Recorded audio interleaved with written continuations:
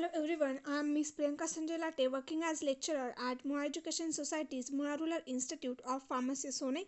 In this presentation, I am going to discuss topic that is inventory control. We will discuss content of presentation, definition of inventory control, objectives of inventory control, importance of inventory, functions of inventory control, techniques of inventory control, that is ABC analysis, economic order quantity EOQ, perpetual inventory system, VED analysis. We will discuss firstly definitions of inventory control. An inventory can be described as the sum of the value of raw materials, fuels and lubricants, spare parts, maintenance consumables, semi-processed materials and finished goods stocks of the business firms at any given point of time. Inventories are primarily maintained for the smooth running of business. On an average, business has about 30% of its working capital tied up in inventories. We may say that the inventories be maintained at a level lying between the excessive and the inadequate. These levels is known as the optimum level of inventories. Next point, objectives of inventory control. The main purpose of having an inventory control is first, maximum customer service, minimum inventory investment, and third, low cost plant operation. In that first, maximum customer service is improved if inventories are rises to a very high level and production schedules are kept flexible to meet the changing demands. The inventories block the capitals of business enterprises. They generate the storage cost or become obsolete in a storage. Second, minimum inventory investment. So, minimum investment is required to raise the inventory. Any interruptions of production raises cost. Third, low cost plant operation. The overall plant costs are kept low by stable productions, which is possible only by having sufficient inventories. Next point, importance of inventory. There are two main importance of inventory. First, inventory is expenditures, and second, inventory increases profit. In that first, inventory is expenditures. The inventory materials has some value or cost in amount. If excessive amount is locked in inventory, it will create problems in expenses like salaries of workers, light bills, etc. Thus, to maintain the inventory, right materials should be made available to right worker at a right time. Second, inventory increases profit. Accurate purchase scheduling maintains adequate stock of materials. By continuing the productions and improving the quality of products in minimum cost increases the profitability. Next point, functions of inventory control. First, to keep the inventories as low as possible, consistent with the market condition. Second, to forecast the market and economic conditions of supply as regards availability of materials.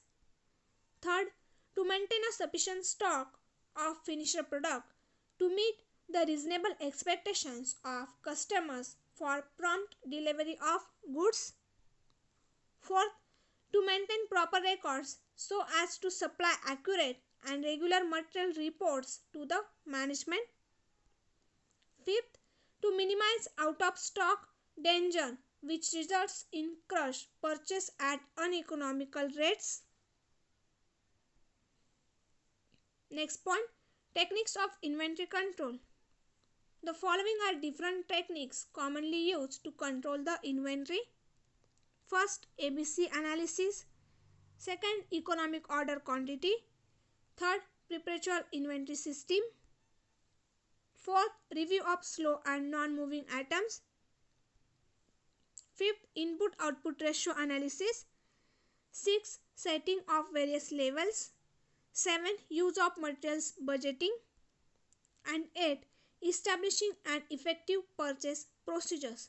We will discuss one by one. First method, ABC analysis. In big drugstores, large inventory items are stocked.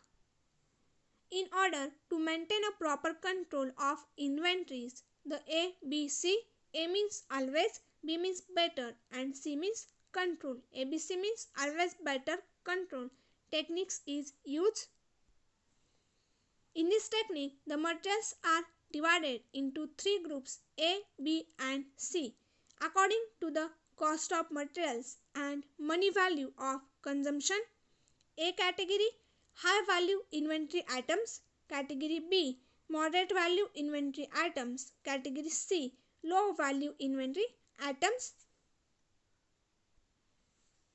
A items. In the whole of the inventory, there are few costly items which come under this group. These items may not be more than 10% of the total items, but this consumes about 70% of the total budget of inventories. So, these items requires proper storage and handling. Overstocking is avoided. Only necessary quantities of these inventories are purchased and stocked so as to minimize the investment on these items. Second, B items. The items coming under these groups are neither costly nor cheap. These items constitute 20% of total quantity of the inventories and 20% of total expenditures of inventories is spent on these items. Third, C items. These items are comparatively cheaper in cost and represent 70% of the total quantity of the inventories. 10% of the total expenditures of inventories is spent on these items.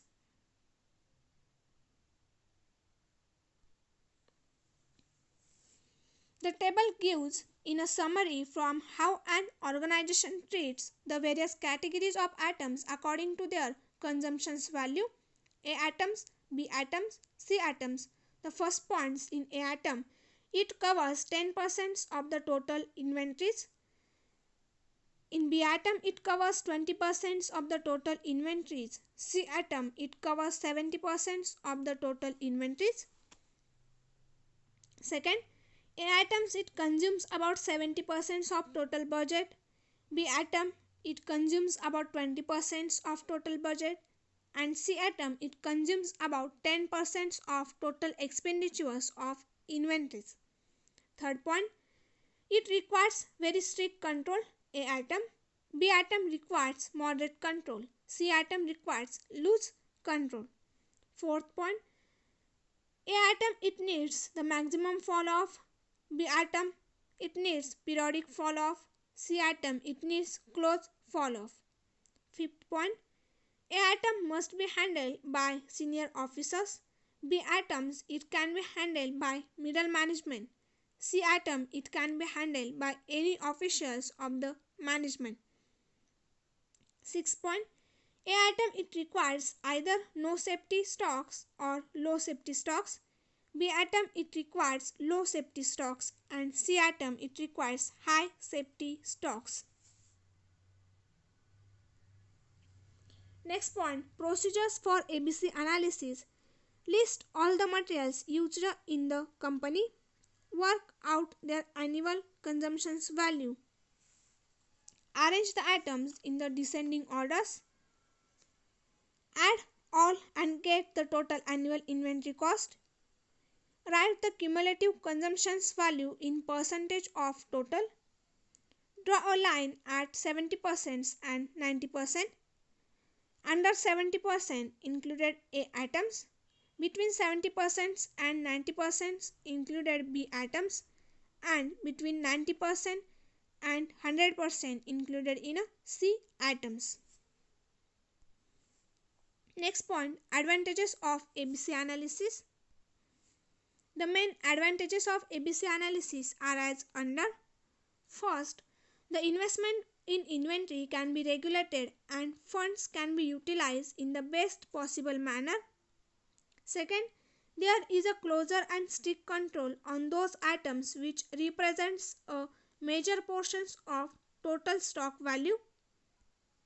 Third, it helps in maintaining enough safety stocks of C categories of items.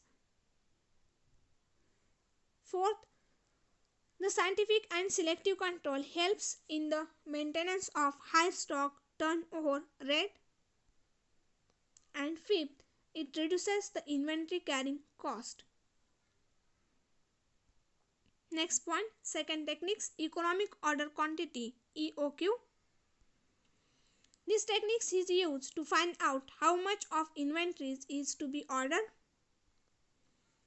The correct quantity to buy is the quantity at which the ordering cost and the inventory carrying cost will be the minimum. The ordering cost consists of cost of paper work involved in placing an order like use of paper, typing, posting, filling, etc. It also includes the cost of the salaries of staffs involved in these works, the cost incidentals to placing an order like follow-up, receiving, inspection.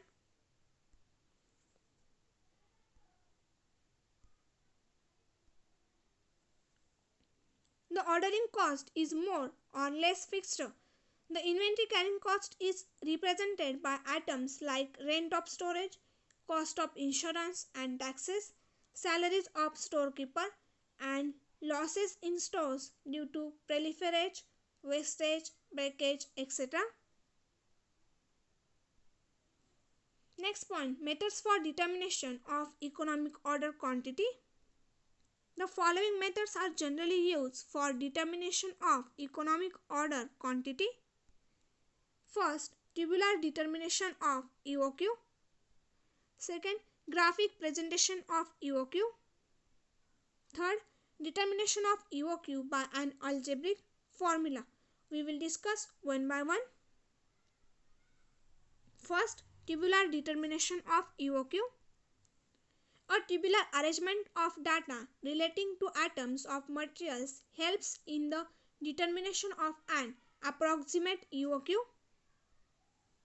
This arrangement may help the company to find out the number of orders that need to be placed weekly, quarterly, monthly or yearly. The following table helps to determine EOQ. In that tables, the number of orders per year, annual ordering cost, annual inventory carrying cost and total annual cost.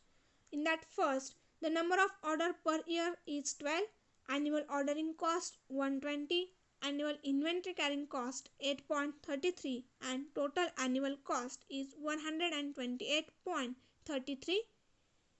Second, the number of orders per year is 6, annual ordering cost 60, annual inventory carrying cost 16.66 and total annual cost 76.66. In third, number of orders per year 4, annual ordering cost 40, annual inventory carrying cost 25 and total annual cost 65.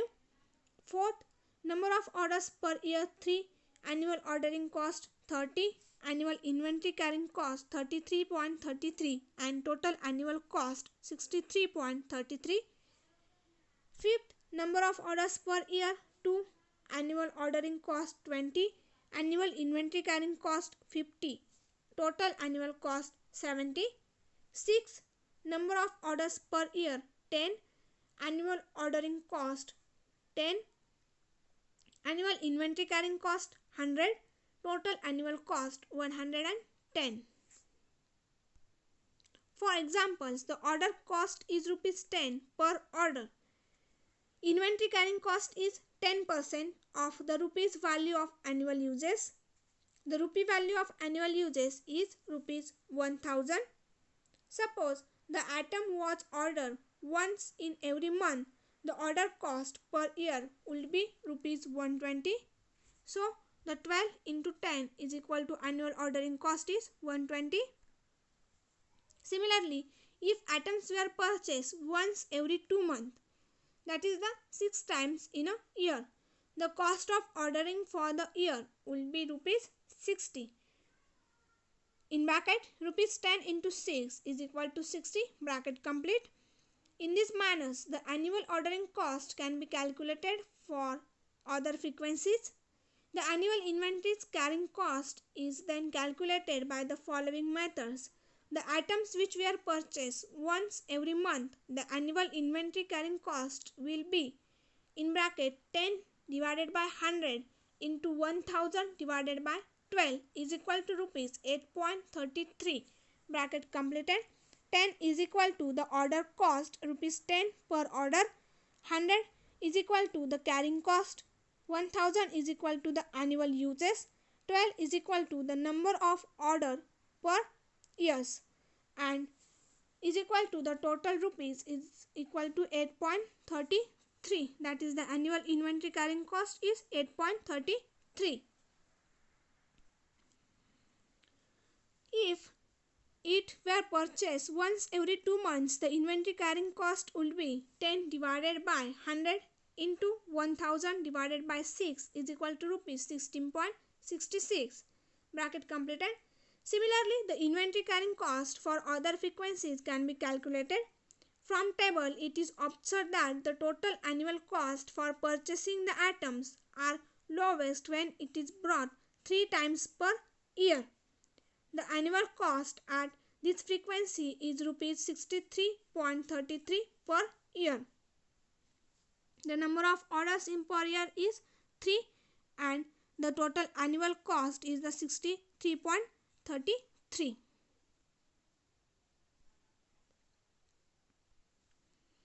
Second, graphic presentations of EOQ. This is the graphical presentations of EOQ. In x-axis, the order quantity, and y-axis, cost to order and carry.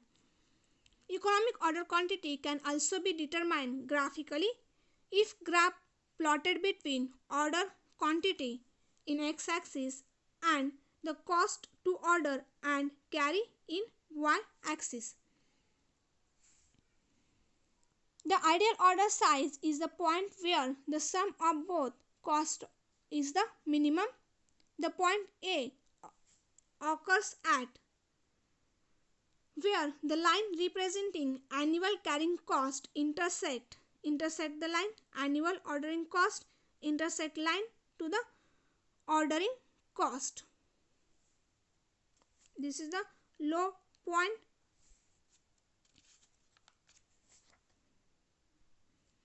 Third method, determination of EOQ by algebraic formula. EOQ can also be computed by using the following formula. EOQ is equal to under roots 2AB divided by CS, where EOQ economic order quantity, A is equal to annual consumptions, B is equal to buying cost per order, C is equal to cost per unit of materials, and S is equal to storage and other inventory carrying cost. For example, annual uses of a material is 1200 units and it costs rupees 10 to handle an order for this material. The price is rupees 1. The price at rupees 1 per unit regardless of the quantity purchased and carrying cost of inventory is 24% per year. Then EOQ economic order quantity is equal to under roots 2 into 1200 into 10 divided by 1 into 0.24. In that 2 is already in formula. So the 1200 is a annual consumptions, 10 is a buying cost per order, 1 is a cost per unit of materials, and 0.24 is a storage and other inventory carrying cost. The total is equal to 316 units. Advantages of EOQ. First, it is a simple method. Second, it is widely used. Third, number of orders to be placed in a given period of time can be calculated. Fourth, purchase schedule can be prepared. Fifth, maintains the minimum inventory. Next method, third, perpetual inventory system. Definition: perpetual inventory control is the spontaneous process of checking and recording of the stock in which receipt, issue and balance of materials is done regularly.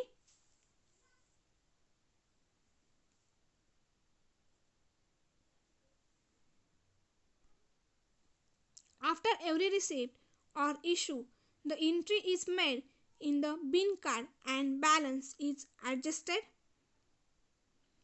Thus, bin card becomes perpetual inventory record and store balance is recorded continuously after every receipt and issue. All errors detected are adjusted both in bin cards as well as in store ledgers under proper authority. The next point, methods of perpetual inventory systems. There are three methods of perpetual inventory system. First, bin card. Second, store ledgers. And third, continuous stock taking. We will discuss one by one. First, bin card. This is a document maintained by the storekeepers in his store to keep record of all items of materials and goods in this store. So, bin card serves the purpose of providing ready reference. It shows quantities of each material received, issued and in stock. A bin card is used for each material. Each receipt, issue or return is recorded on bin card in chronological orders and the latest balance is shown after each receipt and issue. Format of bin card: material codes, material descriptions, location, unit of measurements, maximum level, minimum level, record levels are included in bin cards. Then date, docs numbers, receive forms, issue to, receipt, issue, balance and verification with date and verified by. It included it in the format of bin card. Second, store ledgers. It is kept in the cost accounting department. The store ledgers is generally maintained in the form of loses the leaf cards because they can be easily removed and inserted. Format of store ledgers. In store ledgers, materials code are included, then bin number are also included in store ledgers. Material descriptions, location of materials, maximum quantity, minimum quantity and ordering quantity are included in store ledgers. Then in store ledgers, the date, then receipts included in group number, quantity of items, rate of items and amounts. Then issue included as serial number, quantity, rate and amount of the given materials. Then balance included the quantity, rate and amounts. This is the format of store ledgers. Third, continuous stock taking. Under this system, only a limited number of items are verified on a day. The selection of the items of material should be such that each item of material gets checked off. At least a certain number of items of material gets checked off at least a certain number of items in a year, and the checking of particular item is evenly distributed during the period. The selected number of items are counted daily or at frequent intervals and compared with the bin cards and stored by the storekeeper. The bin card and the store ledgers record the balance and their correctness can be verified by means of physical verification. In case of any difference between recorded and actual balance, it has been pointed out to the management. Next point, advantages of perpetual inventory system. First, it helps in detection and immediate rectifications of clerical errors and descriptions. Second, It ensures a reliable checking of the store's items in the medical manner without disturbing the routine work of the enterprise. Third, timely action can be taken on serious shortage. Fourth, it serves as a moral check on the staff, thus serving as a deterrent to dishonesty. Fifth, overstocking and understocking is avoided because perpetual inventory system covers the verification of stock with regards to maximum and minimum stock level. 6. It helps in the complications of profit and loss account and balance sheet on interim dates if so required. Next point, VED analysis. This system is based on the utility of the materials in a drugstores. VED analysis is very useful in controlling and maintaining the stocks of various types of formulations of a particular group of drugs.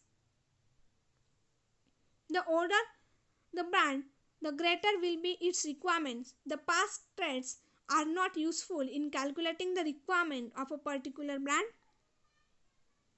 The best way to solve these problems is to classify the different brands of drug formulations into any one of the following categories.